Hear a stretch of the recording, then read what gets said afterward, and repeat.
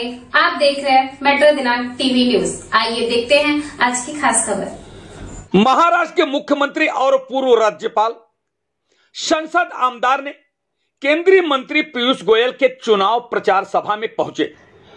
जैसा कि आप सब जानते हैं कि इन दिनों पूरे भारत देश में लोकसभा का चुनाव प्रचार बड़े ही जोर शोर में चल रहा है। कहीं पर चुनाव प्रचार खत्म होकर मतदान हो चुका है तो कहीं अभी मतदान होना बाकी है। ठीक उसी प्रकार से उत्तर मुंबई लोकसभा के भाजपा उम्मीदवार और केंद्रीय मंत्री पीयूष गोयल के चुनाव प्रचार सभा में कई मंत्री और मुख्यमंत्री आ चुके हैं। वैसे तो देखा जाए तो यह सीट पर पूर्व राज्यपाल राम नाईक जी, आज के लोकप्रिय सांसद गोपाल शेट्टी ने इतना काम किया है कि जितना किसी लोकसभा क्षेत्र में काम नहीं हुआ है। इसीलिए यह सीट बहुत ही सुरक्षित मानी जा रही है। फिर भी कोई लापरवाही नहीं करना चाहते पीयूष गोयल हर गली में लोगों तक पहुंच रहे हैं। वहीं उनके प्रचार के लिए नेताओं का तांता लगा है।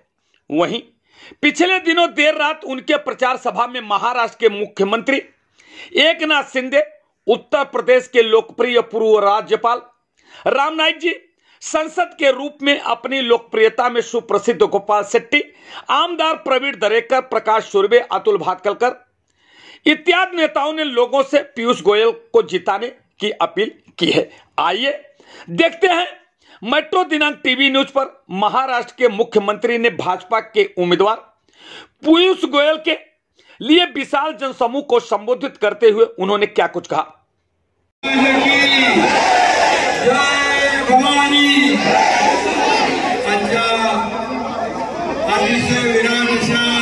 उपस्थित आपले महायुतीचे उमेदवार पीयूष गोयल साहेब, राम नाईक साहेब, गोपाल शेट्टी साहेब आणि आपले भारतीय जनता पक्षाचे प्रदेश अध्यक्ष बावनकुळे साहेब, प्रवीण दरेकर जी, प्रकाश सुर्वे, गोपाल शेट्टी साहेब व्यासपीठ मी आपली रॅली पाहिली आहे। पीयूषजी, आपल्याला एवढा प्रचंड असा प्रतिसाद मिळतोय की आपला विजय निश्चित झाला तर लीड मोजायचं। सगळ्यांना बोलू आपण 7 वाजता सकाळी। आणि म्हणून पीयूषजी केंद्रात काम करताना नेहमी मुंबईची बाजू होता आणि म्हणून मुंबईसाठी नेहमी काय मिळालं पाहिजे, काय केलं पाहिजे। रेल्वे मंत्री असताना देखील त्यांनी अनेक कामं केली।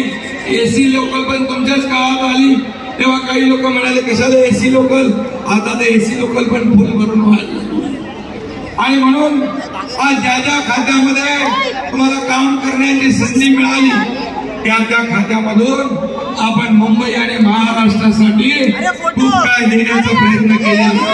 खरं म्हणजे भारतीय जनता पक्षाचे कोषाध्यक्ष असल्यामुळे दिल्लीतून कसे पैसे आणायचे हे आपल्याला माहिती आहे आणि म्हणून महाराष्ट्राच्या विकासामध्ये आपल्याला नक्की या ठिकाणी जी संधी मिळाली आहे पुन्हा मंत्री होणार आपण आणि त्या मंत्रीपदाचा वापर मुंबईसाठी तर होईलच पण महाराष्ट्राच्या सर्वांगीण विकासासाठी देखील होईल अशा प्रकारचा विश्वास व्यक्त करतो।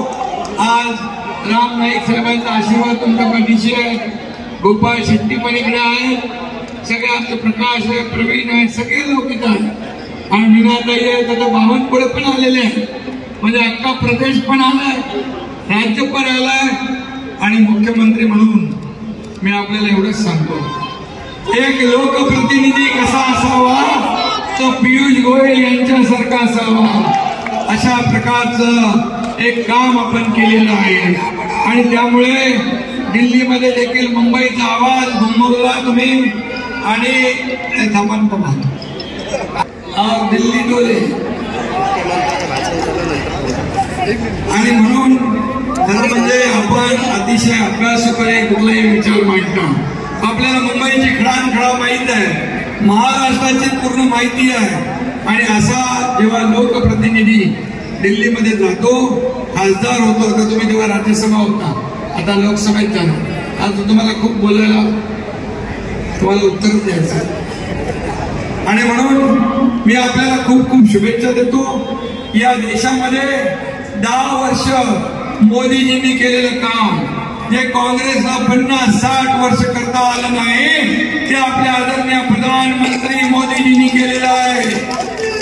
आणि महायुतीने हे आपलं 2 वर्ष जे काम केलं, महायुती सरकारने आज मुंबई बदलतोय.